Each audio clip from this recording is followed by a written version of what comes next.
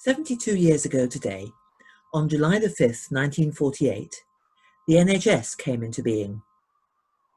While Britain was still at war, Ernest Beveridge had vowed to combat the five giants of want, disease, squalor, ignorance, and idleness. This massive programme of social welfare has shaped generations since. The very idea of a publicly funded health system free at the point of use was a world first. There are only a few people alive today who can remember the pressure of having to pay for the doctor to come, but it's not like this everywhere. I vividly remember taking a woman to hospital to have a baby when I was working in Zambia. The first question was not how fast are her contractions coming, but where is the fee? Without payment up front, she would have had to go home again. That's the reality of life in an impoverished country. We are blessed with the NHS, and over these last few months, we've recognised that all over again. The people we have depended on have been the nurses and doctors, the physios and the cleaners and porters and administrators, and all the people who contribute to the efficient provision of a service that is genuinely world-beating. They have been the front line in this pandemic, and they haven't let us down. In naming its COVID-19 hospitals, the NHS has looked back to earlier heroines. Mary Seacole was a nurse of mixed Jamaican and Scottish heritage. Living in the 19th century, she developed her nursing skills across the Caribbean and in the UK, and then set up a hospital during the Crimean War to care for wounded soldiers. Florence Nightingale was born into a wealthy English family and also had to struggle to develop her nursing skills. It was not seen as appropriate for a woman of her social class to do this. She too worked in the Crimea to bring proper nursing care to the dreadful conditions in hospitals there.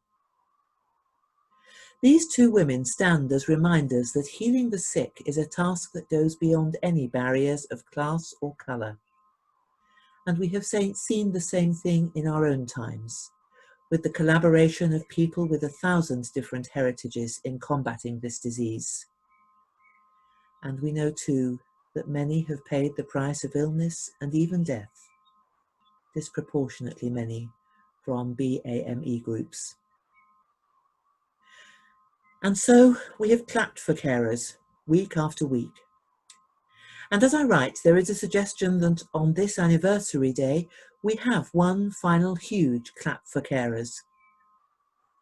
At the same time, the comment has been made that clapping is all very well, but it needs to go alongside adequate supplies of PPE and other essential equipment. Those issues seem to be better handled now, but the point remains. It is good to say thank you. It shows that we are taking proper notice of what is being done for us. But thank you is not enough by itself. There need to be actions alongside the words. Otherwise, our words can sound very empty.